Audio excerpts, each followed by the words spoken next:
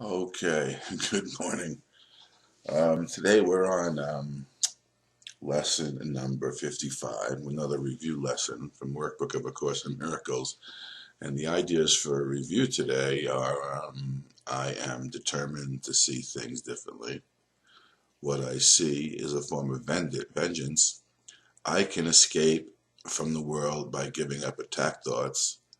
I do not perceive my own best interest, and I do not know what anything is for. And as I was reading these, I was brought back to, my initial exposure to the 12-step program and the 12 steps of recovery for, Alcoholics Anonymous, Narcotics Anonymous, all the anonymous programs begin with the necessity to make a fundamental admission. And as I was reading this, especially the last one, I do not know what anything is for,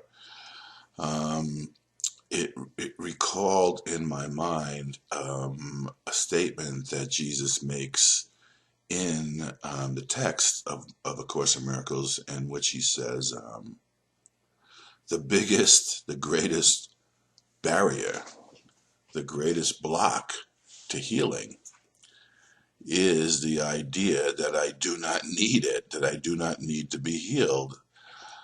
And if there's one thing that I've seen, and of course, all meetings, all establishments eventually get co-opted by the ego, and that does not exclude 12-step programs, nor does it exclude Course in Miracles meetings that people hold all over the world. What I've come to see and understand is with the 12-step program, the statement, if you go to meetings regularly, you stay sober or you stay clean.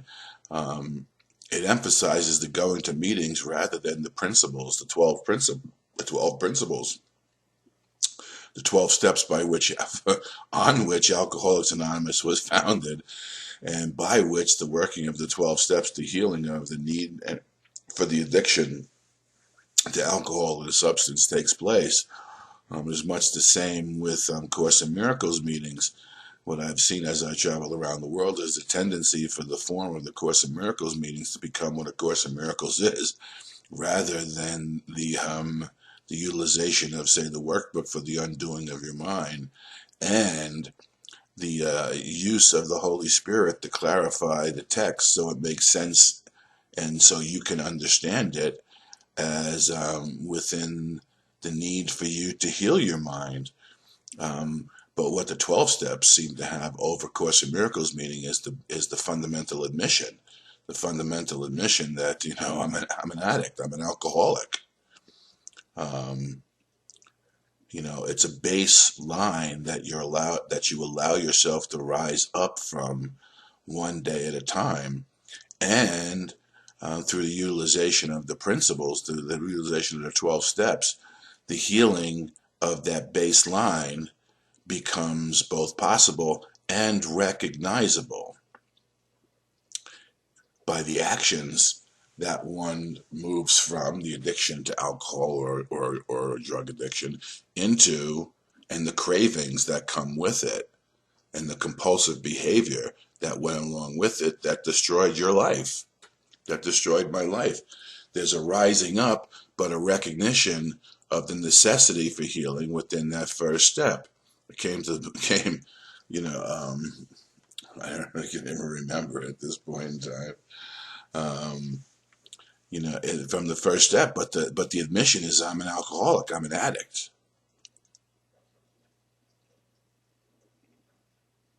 And that the addiction is taken over I'm powerless over my addiction. And my life has become unmanageable. And I don't find that as a baseline that people operate in within the purveyors of Course in Miracles communities. And without the baseline admission that there is something that needs to be recovered and healed, in us, no healing is possible. And we have no idea. We have no way of gauging, not judging, but gauging the healing as it occurs because there's no fundamental admission. Because when we read some of these things, we don't want to think of ourselves as not being loving. That's why Ken Wapnick used to say, well-adjusted people don't pick up and use A Course in Miracles. They're not willing to give up the world. It becomes just another pursuit that they utilize in order to adjust to the world of space and time and make them think that they're doing something spiritual in the midst of the life that still pursues what the ego dictates as the getting mechanism that it is. And that goes right to the heart of, to me, the purpose of everything is to prove that my illusions about myself are real. So at some point there must be an admission, a baseline admission that this is an illusion. What I see now are but signs of disease, disaster, and death. And, you can't turn shit into shinola conceptually by rearranging the conceptions that you use to talk about things in order to sound spiritually correct. As the old man used to say, he says, you just haven't suffered enough. When you suffered enough and you're on your knees and there's no place left for you to go in your own mind, there's automatically experience waiting there to happen that shows you what's actually going on. It's just simply the cry for help, not another asking for something within the conceptual framework of the ego that I can begin to use and just change concepts, just trade one concept for another. The experience that we're after through the utilization of A Course in Miracles and the workbook is a release from concepts. Salvation can be seen as a release from concepts, not the changing of concepts, but in the release from concepts, an experience it has that shows you that the conceptual framework within which you were operating as a body in space and time had nothing to do with who you really are. And if you want to be who you really are within that experience, you need to begin to be different. You need to begin to do some things to allow your life to be altered by the experiences that you're having. Not just accumulate them as stories that you can tell in meetings or concepts that you think you've learned from the utilization of the text so that you can sound spiritual in front of an audience. And I see a lot of that going on. I mean, I was at a weekend. I was at something this weekend, and I could see these people had no intention of giving up the world. They were well adjusted. They were doing fine. They had meetings and there were discussions of all manner of different spiritualities. So A Course in Miracles turns into the equanimity that begins to show up in A Course in Miracles as everyone has the ability to be a facilitator, and when you facilitate, you can bring in any material that you want. Or you join a church, you join a group, you join an organization, and instead of the credential being the actual experience and ability to work miracles, it's the studying of the material that you pay for from the organization in order to get some credentialized ministerial degree that gives you the right within the church that you've joined to do counseling for less money than, say, the senior minister does counseling for. That's not what this is about. It's not what this will ever be about.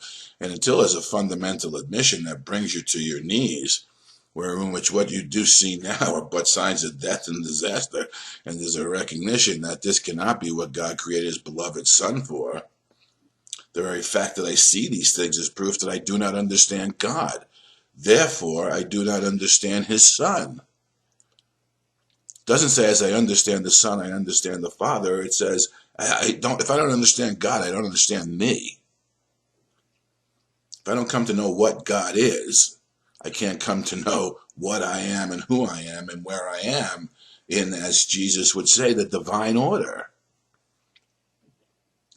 And the 12-step program is crafted for that to occur. I came to believe a power greater than myself can restore me to sanity if I let him. He's mentioned that I'm insane and I need the restoration. Made a decision to turn my life and my will over to the care of God. Now, addicts and alcoholics, generally speaking, by the time they go to 12-step programs, are ready because they've lost everything several times over and are losing more and more each day of themselves and their friends and their family.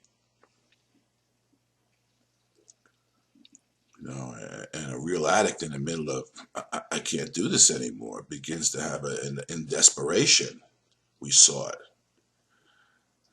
The problem becomes with that, in moments of desperation, where we are driven to our knees, we have an experience that shows us something entirely different about ourselves. But without something like A Course in Miracles, as egos in space-time, determined to, as it says in lesson number 25 of the review, I do not know what it is for, to me, the purpose of everything is to prove my illusions about myself are real.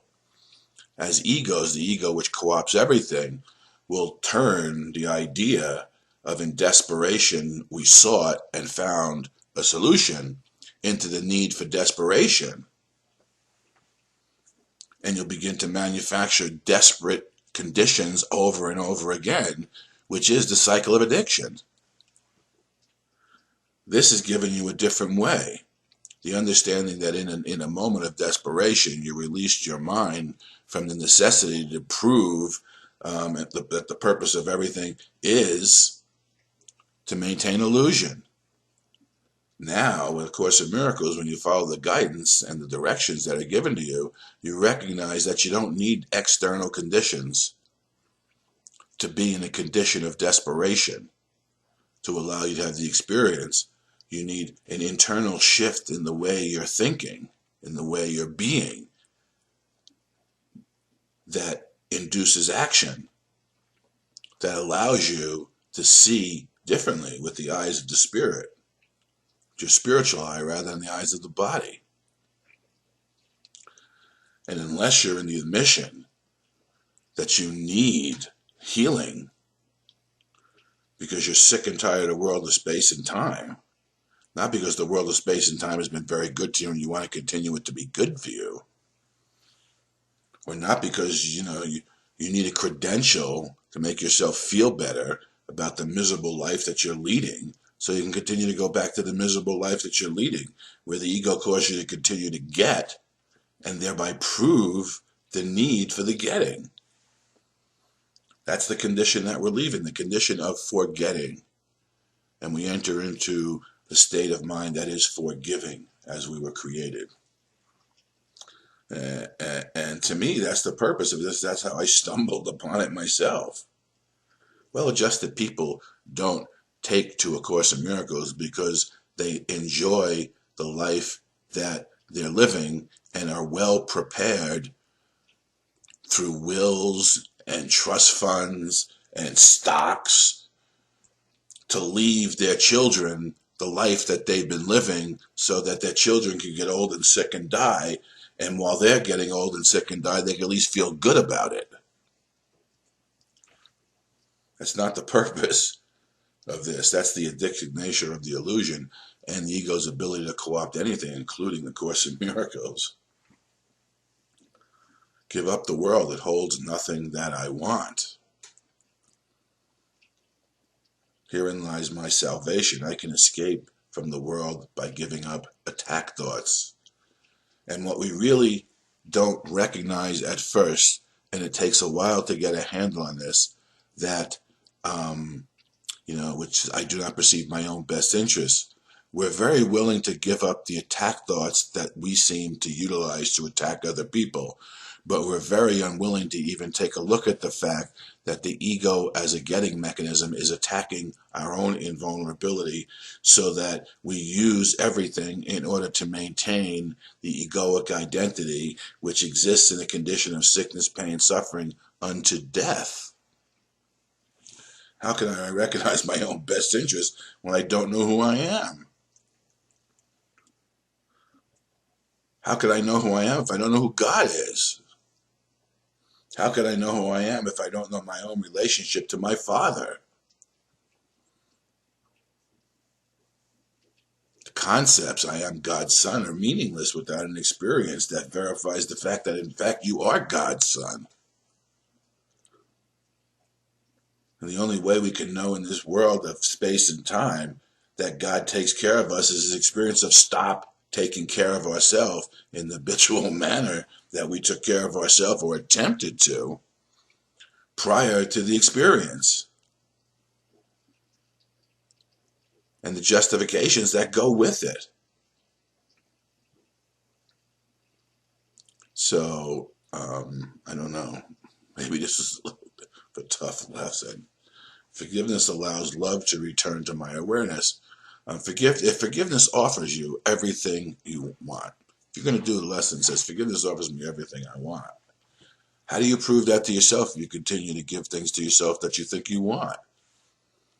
How do you prove that I do not perceive my own best interests, except at every point in time when you pursue what you think is your own best interest, you continue to do so rather than stop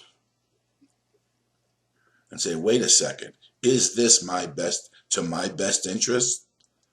Is it something I'm using to prove my illusions are real, unbeknownst to me, because I've lived in a form of sickness, pain, suffering, and death since the beginning of time, and the ego is insidious, cunning, and baffling in its ability to co-opt everything for its own purpose?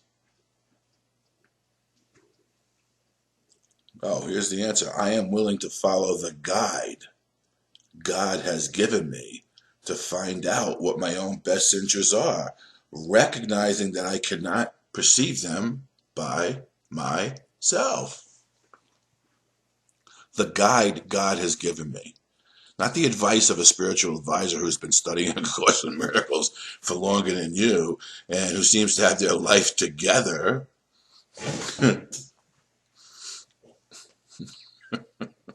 Oh, they got their life together. I'm going to follow them. Look at the house they live in. Look at the jobs they have. Look at the cars they own and drive. I have nothing against houses and cars and driving them either. But as Jesus says, at some point in time, the only difference between you and I on this path, the difference between Jesus is Jesus only has what God has given you. And in space and time, you cannot trust yourself to make that statement because you have no idea, based on the understanding of the insidious and cunning and baffling nature of the ego, how much it is co-opting everything you're doing in order to still continue give you things that you want. Leaders of organizations based on A Course in Miracles who now get paid because they're paid teachers of God and credentialize others. Give up the world. I used to tell the guys at the academy who came to give up the world that they're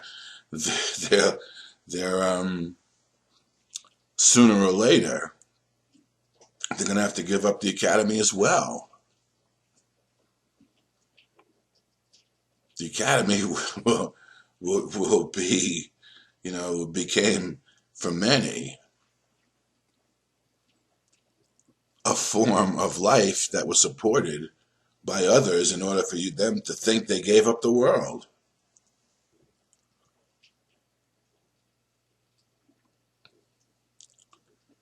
I came here to give up the world, and everybody out here, not here, hasn't given up the world yet. It's another form of separation. The last disillusionment is that your own establishment is the biggest bar to the healing of your mind and the total surrender that's required. Nothing can prevail against the Son of God who has commended his spirit to his Father. And that's abject.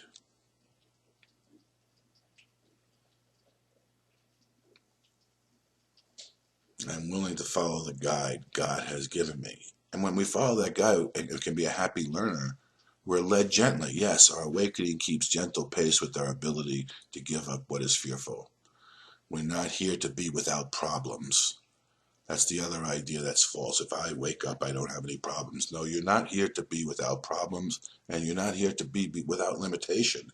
You're here to find solutions to the same old problems everyone has had, but solutions that don't come through the activities of giving credence to the illusions that gives rise to the problems, that come through the utilization of the Holy Spirit and the guide that you have been given to take you beyond the world of space and time and show you that you need it not any longer. How could I know my own best interests if I'm perceiving by myself what they think they are for everyone around me?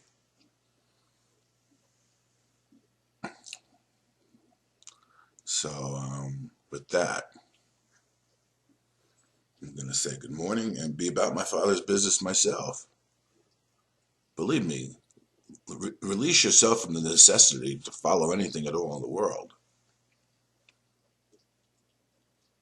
There's no spiritual authority in this world. As Jesus says of himself, I am the only completely true witness to God that you have.